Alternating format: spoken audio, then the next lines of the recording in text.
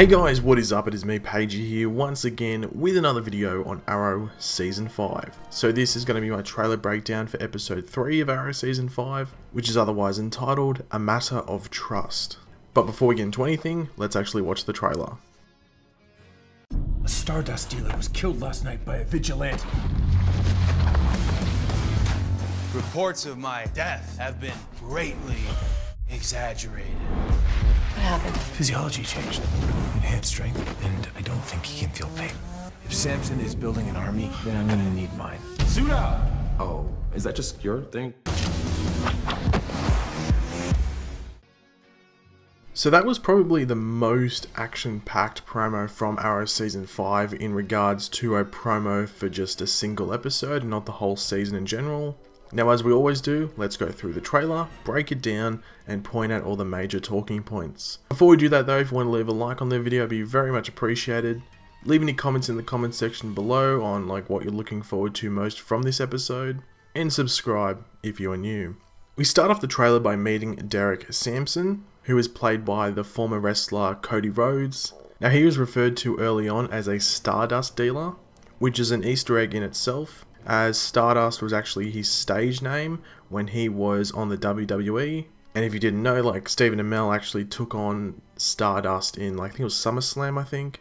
Now, he is said to have been killed by a vigilante, as we see Wild Dog fight Sampson. So obviously Wild Dog is the one that kills him, or at least we're led to believe. You can see chemicals and equipment in the background, so you would safely assume that this is where Stardust, the drug, is made.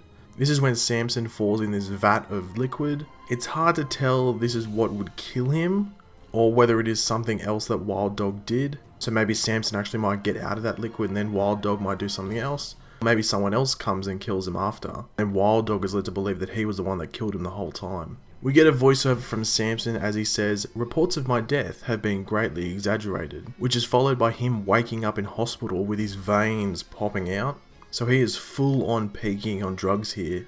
He takes on Green Arrow in the hospital, as we hear Ollie say that his physiology has changed, and he now has both enhanced strength, along with the fact that he now cannot feel pain.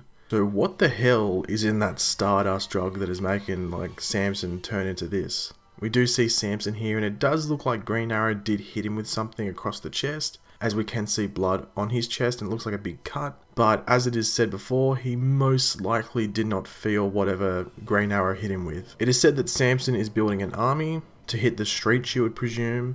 We see some guys in a bar here. I think some of them may have been people that were hanging around with Tobias Church in episode 1. I'm not 100% sure though, they just sort of look similar. This is then when we get our first good look at the new Team Arrow, and they seem to be inside the place where Stardust is made. You can tell by the canisters here on the left. We have already seen Wild Dog and Ragman in action, but we also see Artemis here. Now, as I have said before, I do not like her suit. It just looks very lazily made compared to Wild Dog, Mr. Terrific, who you'll see in a second, and Ragman. You would think she would get an improved one though later on, but who knows. But this is when we get our first really good look of Curtis Holt as Mr. Terrific, in a pretty accurate suit to his comic book self. The T on his face looks to be painted on, which from what I remember is the same in the comics. I can't really give a full review on it as we don't see him speak with the T painted on because it could look really stupid once he starts talking. But for now, it looks pretty decent. We get a pretty cool shot of Ragman, ragging someone, is that the correct term to use? He was definitely the standout of episode 2. I really enjoyed his parts of the episode and I can't wait to see more of him. Now this shot is weird when I first saw it. Now what I think is happening here is that Ollie has fired an arrow at this dude and has then yanked him upwards with the arrow still stuck in him with a rope or something attached to it, and then is jumping towards him to knock him out. So it's pretty cool but pretty strange at the same time. Now before we end the video, I just want to go over something that I did sort of mention in my review but only sort of just brought it up quickly, and that is the fact that I think they are rushing this season a bit. As I said in my review yesterday, I was really disappointed that only one episode was solo Ollie, and then as soon as we get into episode 2, it's all this new Team Arrow stuff. And now in episode 3, you can tell by the trailer that this new Team Arrow is going to go out and fight straight away, with Mr. Terrific already having his suit, having the T painted on his face. Artemis is there as well in her suit. So it just makes you think, this is only episode 3, there are 20 episodes to go after this. It's very rushed. Like personally, this would be something that I would think would happen in episode 7 or something, maybe just before the crossover episode. So I am led to believe that 1 or 2 of the people on this crew are going to die. Honestly, I do think it's going to be Artemis that dies, just because I don't know what Thea's role is going to be on the show.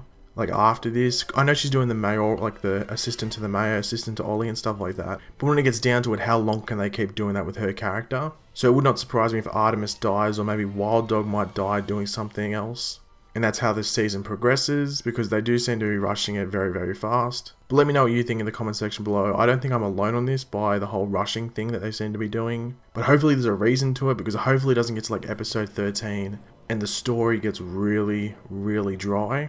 Because one issue that Arrow has had over the past 2 seasons is that they have okay beginnings to the seasons, like okay first halves, and then it's the second half where they just run out of steam and the season just drops down and becomes really, really tedious to watch.